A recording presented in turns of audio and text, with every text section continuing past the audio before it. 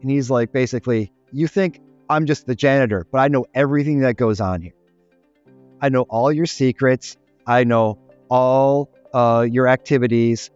And that was such a great lesson in, if you want to know what's going on, don't start with the highest pay.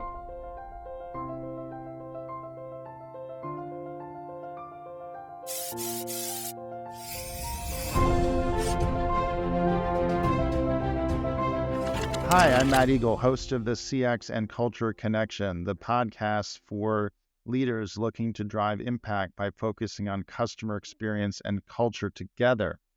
I'm excited to be here today with Gary David, who's a professor at Bentley University and is host of the Experience by Design podcast. Thanks for joining, Gary. Great to be here. Thanks for having me. Yeah, I've always enjoyed our conversations, and we're going to have a lot of fun today. Just to get things rolling, I really love your multidisciplinary background. And when you were sharing with me that you have a background in sociology and design, and you've worked on this intersection of customer and employee experience. That's actually how we met. Is that a CX leader at a company you work with introduced us and said, "You guys should meet. You both have a shared passion for how CX and EX come together." And love your multidisciplinary background, fusing sociology and design thinking. How did you come to focus on this EX-CX intersection? I mean, I'm a sociologist and I care about people. I think people go into sociology because they care about the conditions in which people live, right? And it's definitely not for the high pay and the public adulation. Not a whole lot of that. But it is this focus on people and trying to improve conditions in which they live, work, exist. So from Detroit, I, obviously have a close affinity to manufacturing and unions and work conditions. And being interested in sociology just seemed like a natural intersection. I'm also fascinated with workplaces because we spend most of our lives at work, for better or for worse. So I had an early interest in workplaces and how people formed relationships, not like the kind that make HR nervous, but interpersonal relationships, especially between customers and workers, and how people can develop rapport in these environments. And I ended up working at a place like Bentley University, which is a private business school. And it was just really lucky for me because I am in a place where I can leverage my insight as a sociologist with teaching business. And, if I wouldn't have ended up at Bentley, I don't know that I would have had as natural an alignment as I've been able to enjoy for my time there, which is now 25 years. Now, as a sociologist and, in a business school environment, you have a fairly pragmatic, focus where you've got a lot of experience designing and conducting research, but you've also done that in a business setting as well. Could you talk a little bit more about the type of research you do and what have been some of the most, fun and rewarding types of places you've had a chance to do research in this space? Sure. I would start by saying business has ruined me in a positive way, in that whenever I'm around a bunch of sociology academics, I find them moderately annoying and mildly infuriating in terms of how long people can just talk about something before doing anything. And one of the things that I've learned from being at a business school and talking with business people on my podcast and just through my research is this translation of theory into practice, application. We need to do something with this. And I'm an applied and clinical sociologist. So the reason why I'm in sociology is to do something with it. And so much of academia, and I can say this because I'm in academia, is more talking and less doing, or more examining and less executing. And that's fine. There's a place for that, but we also need to move into execution. And part of my role and remit at my school and just professionally is that translation from theory to practice, examination into execution, and trying to then understand, hopefully, the positive changes that we can bring about. And I've done that across a number of different settings, both consulting and research, where this is all very interesting, but so what? What can we do with it that impacts the ecosystem, the experience ecosystem positively?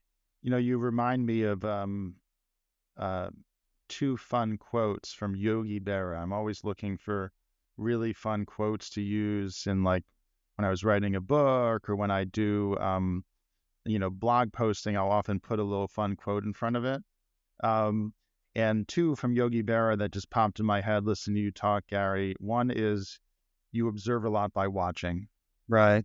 You're talking about observation and sociology and the research toolkit based on actually going deeper to uncover what people really are doing and rather than just what they're saying and Right. observing them. And then another one which I love is in theory, there's no difference between theory and practice. In practice, there is. Right. Yeah, the great philosopher Yogi Berra. With the observational piece, I think it's really crucial here because, and I just published a piece in a CX book with our friend Carl Shariz on performing a data inventory in your organization. So much of the time, especially in CX, if I can call CX out, we try to reduce human behavior to numeric abstractions that we call Net Promoter Score or whatever survey tool. And anybody who knows, and it's all of us, we all know that these numbers essentially don't represent what actually takes place.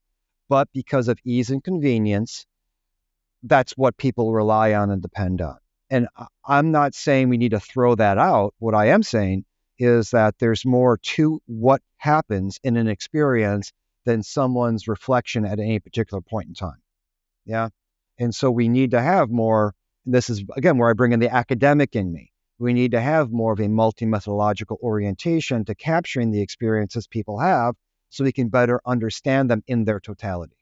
No, I agree that this whole idea of net promoter score or whatever it is, CSAT, customer effort, whatever the North Star metric is, net promoter gets the most attention. Um, it's not that they're not useful. It's that you have to do lots of other research and analysis to get at the why, to understand what it's really. People talk about driver analysis, what drove the score. So it's like incomplete without all that other analysis. And also, it doesn't link as well to outcomes as some other metrics that you could actually track and that are more close to what you're trying to do. So I think Net Promoter Score is useful, but what's really valuable, I think, is to understand the emotions that people feel along the customer journey and what are the behaviors that you want people to engage in, both employees and customers, that create an emotional connection because that's actually what drives meaning, that's what drives loyalty, that's what drives value. And the behaviors is where your background becomes so useful because it's about employee behavior that's actually evoking a lot of those emotions. Yeah, I think so. And I think also, and I have a YouTube channel where I post some content around design. And one of the pieces that I posted is the four types of experiences that people can have, general categories, and mundane, mindful, meaningful, and metamorphic. And not every experience that we create for a customer or for an employee needs to be emotional. In fact, if it is emotional, it's probably a sign that we did something wrong. Most of the experiences we have in our daily lives are pretty mundane and we want to not think about them. And by and large, it's better if they're forgotten because if we had to remember everything we did, we'd be overwhelmed. So, if we're trying to create this emotional connection, we want to know where in that journey do we want that kind of experience and does the customer want it? One of my favorite expressions to my students is just because we can design something doesn't mean we should. Just because you can do it doesn't mean it's called for. And so we need to be intentional in our design based upon our understanding of the customer or employee needs, what we're trying to accomplish as a business, and the impact on the larger ecosystem so that we can deliver something that is net positive, not net promoter, but net positive, and also resonates in the appropriate ways along the customer journey. I want to amplify something you said and push back and maybe talk about a little bit more. One of the things you talked about, I think we probably agree on it, it's in the nuances. Um, the thing to amplify is what you talked about around the importance of unconscious, thinking that a lot of, 95% of things people do, they don't think about. It's just becomes habitual.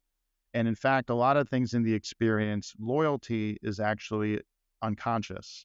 That if you build up a habit loop where there's a stimulus, a cue, a craving, a behavior, and a reward, we will keep doing it because we crave the feeling, we crave the reward, and it becomes unconscious, right? And you don't want to have people have to think about stuff. Otherwise, you're actually making it hard to build loyalty. So most things are unconscious. That may be mundane, that may be okay. Or, but the thing I want to push back on is not the importance of unconscious. It's that that emotions would potentially be more likely to be negative. I think you could have negative emotions and you'd want to reduce those pain points. But a lot of the time there is a positive emotion, and that's not necessarily a mundane experience. So I think it's good to pay attention not only to reducing pain points, but what are the positive emotions that you want to evoke, and have it be habitual and unconscious how you get there. Oh, for sure. And emotion, the field of emotion obviously is complex, and most people approach emotion from a psychological perspective. I approach it from a sociological perspective, not surprising. In that, one of the things that amplifies emotion is the sharing and reinforcement of it in a broader, you know, space, whether it be in person or virtual. And we want to think about not just how it resonates in the person. Number one, we can have two conflicting emotions at the same time, and that be okay, but also how we engage people in a broader environment of sharing emotion so that it is amplified in the appropriate kind of ways. It's funny, I'll tell a quick story. One of my colleagues recently passed away, like very recently. And I was in line at the viewing for his wake, and a lot of my colleagues were there. And one of my colleagues said to another colleague, congratulations. And I said, oh, what are we congratulating you on? And my colleague who was being congratulated said, oh, this is not the place for it. And I thought, well, that's interesting, because we had a lot of people smiling, sharing positively their remembrances of this person. And, a lot of it was a very positive emotional place, even though obviously it was sad that we were there. And then congratulating my colleague on something that happened to him professionally, and him saying that's not the emotion or not the topic we want to explore. And I say all that to say it's really complex, right? In terms of how to navigate what's appropriate demonstration, performance, expectation, evoking, emoting, all of these things. And so for businesses, what are we doing for what particular person, and what are we doing in what particular context, so that we are remembered fondly and we build that positive connection with our brand and our business. So when you are applying this multidisciplinary talent stack that you've got with sociology and design thinking and customer experience all wrapped in one, what types of business problems what type of business problems do you like to work on collaborating on solving? Well, number one, I like to think of myself as having a talent stack. I've never thought about that before, but I'm absolutely going to take that.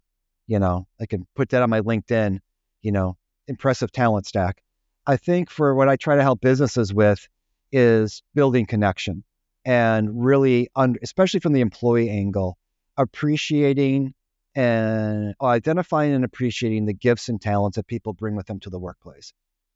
One of the big things that disengages people from their work is that they are unappreciated for the skills and talents that they bring with them to the workplace. And that is not just performing the job. That is the other talents and abilities someone might have that they're willing to give, but they are not allowed to. When I give talks on this, one of the reels I start out with is a montage of people proposing and being rejected. You talk about emotion. There's some great content on YouTube of people making public proposals to their partner, and then the partner like running away with great speed, actually, and people around them just not knowing what to do with that moment. Point being, when we give a gift and that gift isn't appreciated, that feeling, that emotion is really terrible, because now we feel completely disrespected, dismissed, discarded. And you can think about employees, what that's like. And so number one, companies need to identify the gifts and talents that employees bring with them that even go beyond the job description, and create spaces for them to leverage and grow those gifts and talents and abilities so that they become, number one, more fully invested. And number two, the company finds ways of using those gifts in creative ways to come up with innovative solutions to whatever problems they're facing. The language you're using around gifts really resonates with me, Gary.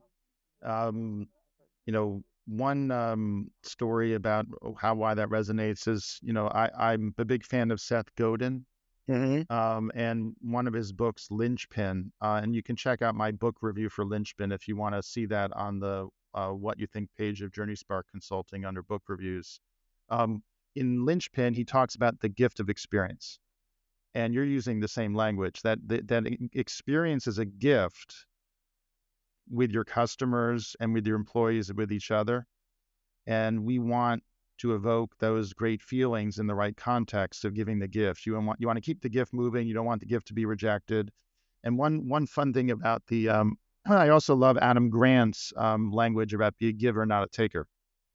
Right? Be a giver. But the fun thing about the Lynchpin and the Seth Godin is he talks in his book about another book called The Gift Economy. Mm, And this book is actually something my mom gave me.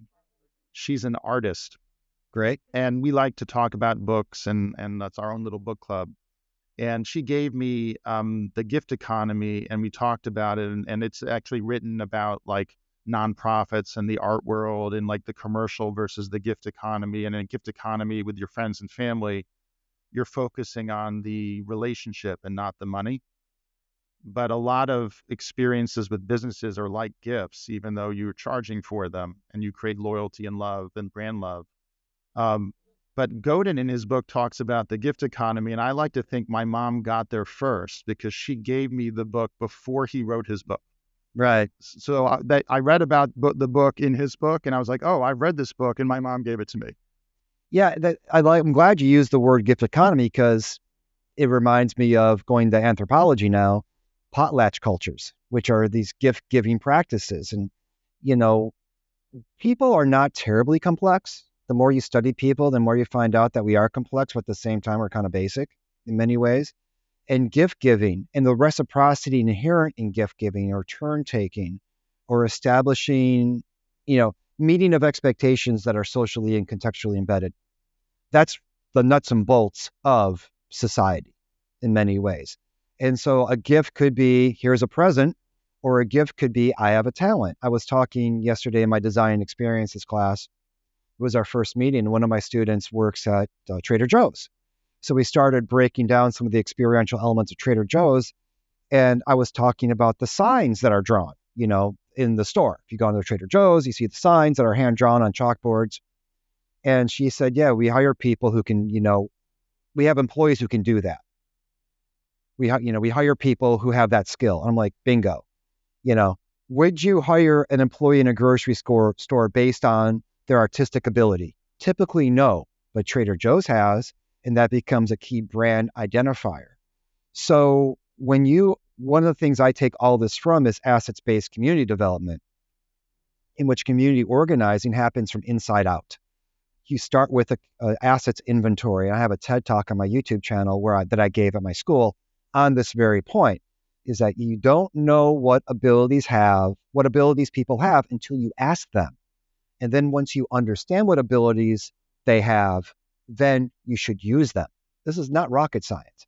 But yet, companies often fail to think in these ways because they only view people in terms of job descriptions and a very limited subset of capabilities that they actually possess. One of the podcast episodes that I'll encourage the audience to also check out if you're enjoying this one and like what we're talking about now, Gary and I, is to go check out the episode with Norman Wolfe, who's the author of The Living Organization. I also reviewed his book and had him on the podcast. And Norman talks about the organization as if it's a metaphor of a living entity that has energy. I think it's a very powerful insight, that not just because it metaphorically works, but I think energy and culture go really well together. And gift giving mindset, you want to keep the energy flowing. And what Gary's talking about now is if you actually, energy is a renewable source, Norman likes to talk about, your people's energy. If you tap into the pride, to the emotion, to the excitement of your people, to their talents, you're tapping into their energy and you're amplifying and spreading energy. In a strong culture, this happens. If you have the reverse occurs, we have behaviors that sap energy. People shut down, they don't bring their whole talents. You end up with a negative culture, which is why culture and CX are so important together, because it's about the flow of energy, just like social media is the flow of energy. There's a sociologist named Emil Durkheim who wrote a lot of books, but one of the books he wrote was The Elementary Forms of Religious Life. And in that book, he talks about society sui generis, that there's a thing greater than each of us that gets created out of our interactions with one another, especially around ritualized environments. And this speaks to this notion of energy, yeah? That as sociologists, we know this. We know that, well, when people come together and perform some kind of thing, which requires that each of us play a particular role and part in it, that this thing greater than ourselves can be produced, which has its own form that is analyzable. Okay. And so whether that's a religious ritual or whether that's ritual in shopping or some kind of customer experience, it's the production of that creates the energy and emotion that we can all tap into. So, what we're talking about now is, in effect, the power of culture, where if how things are done around here, the skill sets, the behaviors, the mindsets, the relationship networks that keep the energy flowing. And ultimately, if you don't instill the right behaviors in the organization, things don't flow. You don't get the flow. When we talk about culture, and there's a lot to talk about, and I teach a course called Ethnography for Experience Design. Ethnography is a study of culture, and I'm an ethnographer. We start to think about, and I'm glad you say behaviors, because so often when people talk about culture, they talk about values, ideologies, mindsets, and that's part of it. But also a big part of culture is practice and behavior. And so I can go to a society and they can say, well, we believe in freedom. I'm like, great. What does that look like? How can you tell it when you see it? How does it manifest itself? In what context is it expected or limited? There's a lot to this notion of freedom as a value that we have to dig into to understand what it looks like in practice. And it might not be the same across all contexts. And so we need to, as organizations thinking about culture, not just look at what the mission statement is, what the purpose statement is, how do we talk about ourselves, what our website says, but we have to look at what we actually do. I've been in organizations, I'm sure you have too, I'm sure your listeners have experienced this, where an organization will say, we value everyone's input. Oh, really? Do you? Is that why when you do a survey for your employee engagement, you don't do anything with it? Or that people don't feel like they're listened to? Or that people don't feel like they can give their perspective or their opinion or their insight? So, it's going beyond just the rhetoric and going into the action of the application, the behavior of it. And that's where it happens. Another great quote from Peter Drucker was culture eats strategy for breakfast. Right. But he said something similar to that. Rather than that, I won't bore the audience with like what he actually said, but um, it's one of those things that's heavily misquoted, but I'll just go with the culture eats strategy for breakfast for now. Um, and what he means by that is you can't drive change without paying attention to culture. And whether it's strategy or operations or innovation, anything you're trying to do in a business ultimately is a change management exercise to get value. And I think what we're talking about now is effectively why so many change efforts fail, is because what they do is they stop short. They say they know there needs to be a change, and they focus on what are the mindset shifts they want people to make. I want you to embrace this principle, and I want you to know change needs to happen and shift your mindset. And that may work, like a really good speech may motivate people to shift their mindset and create some space for change. and that's valuable. But unless you actually change the practices, the behaviors, all the things you're talking about, it won't last and it won't have an impact. So that's why I focus on culture so much. I learned that through the work I did, at Booz and PwC, being part of the Katzenbach Center, which is focused on culture. And people like you live this every day and do great research on how do you actually uncover the behaviors and the obstacles to change, and how do you create the right space for the real behavior change to occur. Yeah, one of my favorite examples of this, honestly, is Admiral Chester Nimitz in World War II. There was no bigger failure than Pearl Harbor, right? That was a pretty big one. And when Admiral Nimitz took over in Pearl Harbor in command, he didn't fire anybody. He came in and he's like, essentially, I have faith in you, I have trust in you, and we know what we need to do to remedy this situation. And looking at that instilled a lot of confidence in his people and allowed them, even though it's a military operation, and his word was the final word in many ways, although you had others above him, obviously. It was this openness and acceptance of people's insights, abilities, aptitudes that allowed them to turn that page and then move forward into something like the Battle of Midway. And I don't want to bore people with these details, but it's something, and I have some content on my YouTube site about this, but it becomes a very important lesson even in the worst of circumstances, establishing the right culture, not just through your words, but then your actions becomes the pivotal point of making that change possible. But that change is not just about what you say, it's what you facilitate people to do.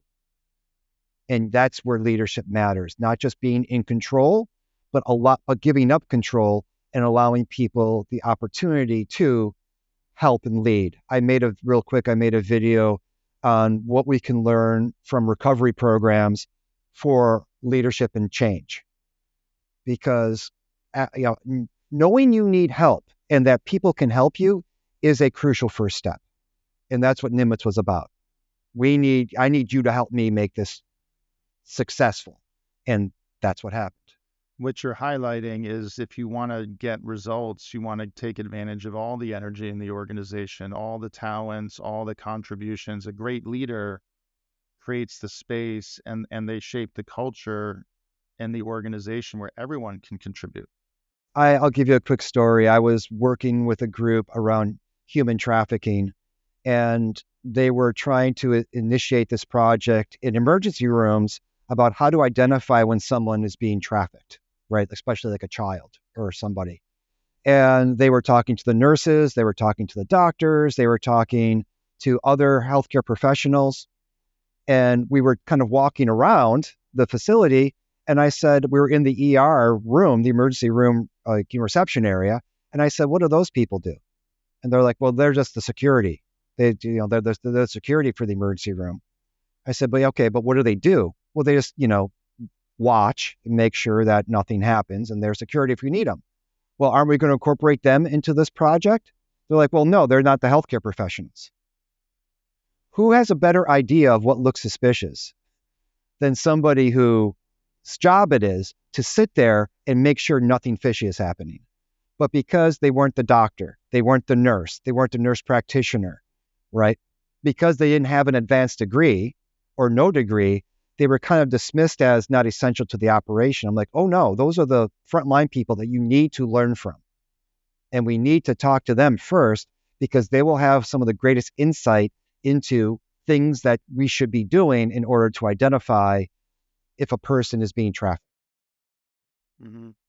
You can really amplify the insights you're generating by getting more of the observation and the clue consciousness, to borrow Lou Carbone's phrase, of your people, to be seeing things and acting on them. One of my favorite scenes, I wrote a blog about this, is from The Breakfast Club. And even when I was younger, it resonated with me. I guess I've always had a natural affinity for underdogs, being from Detroit probably, and being a Lions fan. The janitor, when they're making fun of the janitor a little bit in that scene when they're all in detention, and he's like, basically, you think I'm just the janitor, but I know everything that goes on here. I know all your secrets. I know all your activities.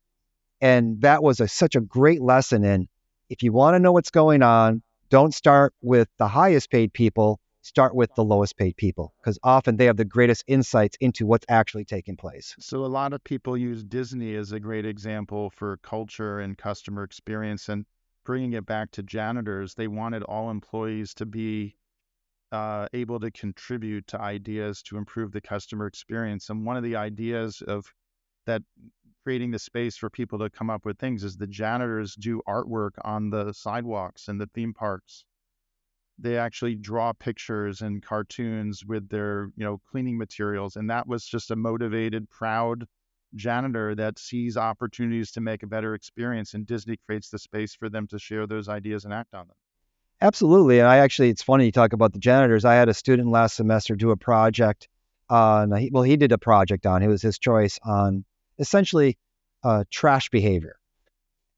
And so he actually had a chance to travel around a little bit. So he did observations of trash receptacles in France, in the United States, in different contexts, and became a really interesting examination of how we try to engage with trash, recycling, imaging, changing behavior to get people to use these things.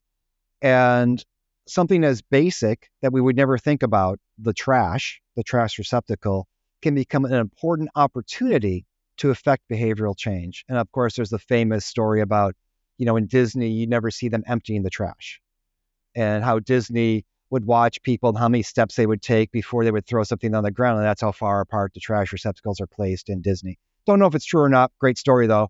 But it makes us focus on any element is potentially important in experience design.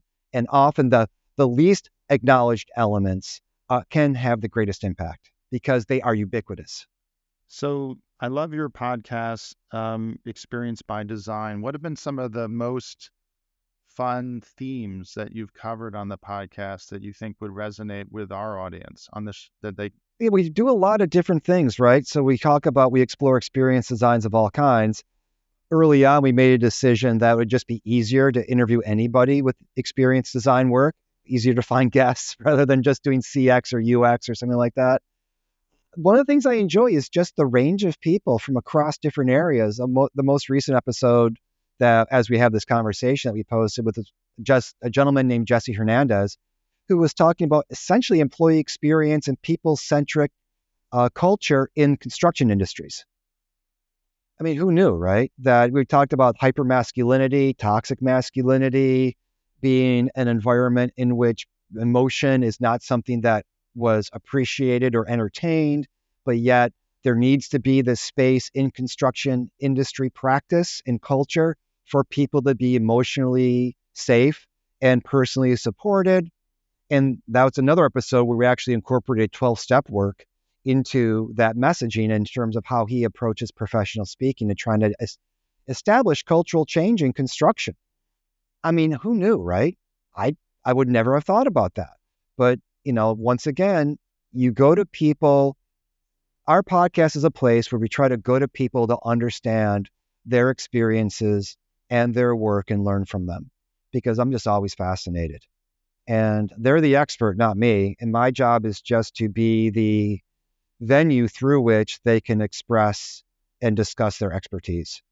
And so I'm just always gratified to have that. Talk about gift giving. I'm just always gratified to be able to accept that gift of their time and their expertise and how they're able to share it.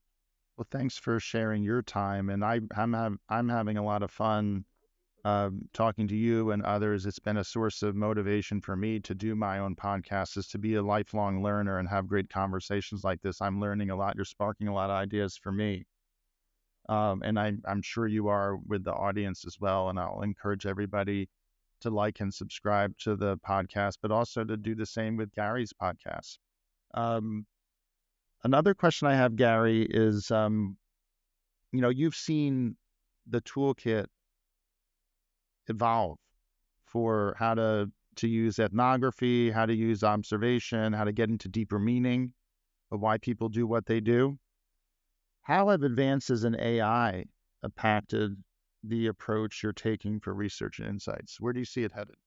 I think that Any technology is a tool towards deepening our understanding of our data. Okay. At the same time, it's a tool. I'm not going to toss a hammer there and expect it to build the house by itself. Someone needs to use it. And so with AI, I do a lot of qualitative data analysis. I do workshops and trainings on qualitative data analysis. And the question is always, well, will it analyze all my data for me? And the short answer is no. I see a real danger when people simply rely on the data or the technology to tell them what the data means. I look at speech analytics, for instance, and where the technology might say you need to do this or that with your conversation, or this emotion is taking place. Well, we all know emotions are way more complex than just what we do on the surface. I can act like I'm having a great time and absolutely be miserable, as I'm sure many people on dates have done, right? Maybe dates with me at some point in my past. So the idea that the technology is going to tell us what emotion someone is feeling at any particular time, it's not telling you that. It's maybe at best telling you what emotion they're performing, but that's not necessarily the emotion they're having. And my fear is that managers will use this technology as a replacement for actually understanding what the data means and simply rely on it to dictate behavior. And so there is no shortcut to insight. Now, at a higher level, it might tell us some general trends, but at a deeper level, we need to actually dig into what's going on. And so, for example, with clients in call centers, I've had listening sessions where I combine the workers who are doing the calls with executives and managers about what's taking place in the call. And let's talk about the strategies being used and what's happening so that we're gaining from the firsthand insight of the workers themselves. I think what you're highlighting is very powerful about augmenting, not replacing. And also, if you don't have good insight up front, you have garbage in, garbage out. And so to make this, tangible for a minute, if you allow me, we're talking about emotion and how do you understand that? If we apply this principle to that for a second, you just talked about that a moment ago. AI can maybe sense what emotion people are performing. Does it really give you deeper insight? If you don't spend the time with some of the more traditional tools to really understand what's really going on with the human behavior, what's really going on with where in the experience different personas are experiencing different emotions and what's creating that peak. And that's where emotion first comes into play, is understanding the peaks and valleys in the journey, the frictions and the love points, and understanding the emotion. Once you understand the emotions better, you can actually start to use AI now to listen and synthesize, but without that upfront insight, you can't structure and guide the models and train them. It would just basically say, are people angry, or are they loud, or are they calm? It won't actually give you something actionable about whether the right emotions you want are showing up. So start with the insight and then complement it with the AI versus try to replace the insight with the AI. Absolutely. And think about culture again and volume, for instance. Yeah, I remember when I was very young at eighth grade, and I was at my friend Dino Posinelli's house. Hi, Dino, if you're listening. And his grandmother and grandfather came back from the grocery store, and I went outside and helped them unload their car. And his grandmother started screaming in Italian. And I said, Dino, what happened? What's wrong? What did I do? And he said, oh, she was just saying what a nice boy you are. I'm like, well, if that's a nice boy, I hate to hear what it sounds like if she was mad at me. He's like, yeah, you would. Because, she was, not to be stereotypical, but Southern Italians can tend to have some loud expression. And so I don't know what was going on. It was just loud. Does that mean it's bad?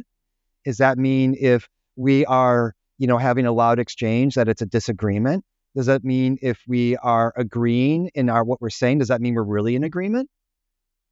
There's a lot to this that requires us to do some deeper dives. And I understand businesses don't always have time to think about this. This is why one of the things I advocate for is greater partnership between academics and industry, because often industry has data, but not time to analyze it. Academics often have time to analyze things, but no data.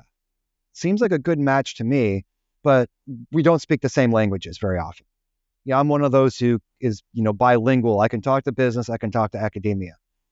But very often there's this wall between those two when if we reduce those walls, there's more opportunity to dive deeper into the data for developing greater insights from a theoretical or academic standpoint, but then also yield practical insights that we can use to have better execution. One last topic I'd love to touch on, Gary, in our time together is in our past conversations, I've really taken away this idea of train the trainer and not just doing the research, but helping the client build more muscle and capability. And that's something that you do in your practice, is not just do the research for them, but help build their capacity to do research and train people to do things. I'd love to actually talk about that briefly with you in the context not just of the upfront insights, but how do you actually activate and drive behavior in the organizations? Like how do you engage companies so that they can scale the practices and get results versus just have to constantly hire you to bring the hammer? I mean, constantly hiring me is great. I mean, it's one of those things where if you teach people well enough that you become obsolete, you do a good job, and sometimes that's too bad. But that could be the goal, right? Is that this idea of you want to provide the capabilities for people to do this themselves. And so when I teach ethnography, for instance, I'm trying to teach an orientation that allows for people to have a better understanding of culture and how to capture it and then how to actually do something with it. The quality of data analysis workshop that I do is about, okay, you have more data than you know what to do with, but you just don't know it yet. And how to get people to identify what data is and then how to analyze it in a way that allows its value to come forward and be utilized. I'm actually developing a new executive education program that is experience, data, and research strategy. Rather than having a how to collect data, how to analyze data, it's how do we think about data strategically and how do we evaluate our data and research strategy as an organization so that we can create better experiences for customers, patients, employees, whomever we're creating those experiences for. So for me, at least, it starts with understanding what data means and what it is and how to conceptualize it, and then moving forward to analyzing your strategy and your orientation, and then looking at the methods you use and the tools you can have to help with the analysis, and then translating all of that into action. Very powerful stuff. Gary, again, you really sparked a lot of ideas for me. I know you have for the audience. If people want to follow up and learn more about your podcast or your ideas or get in touch with you, what's the best way for them to do? Experience by Design podcast is a great way to do it. ExperienceXDesign.com or everywhere you also get podcasts. My YouTube channel, if you just look for Gary David, PhD, you'll find a lot of videos related to DEI, other work that I do around DEI and belonging, videos on design, design ethics, design orientation experiences, as well as if you go to GaryCDavid.com, that's another spot where you can find more out about me, my speaking, and my work. Thanks so much, Gary. Thank you so much for having me. It's been great.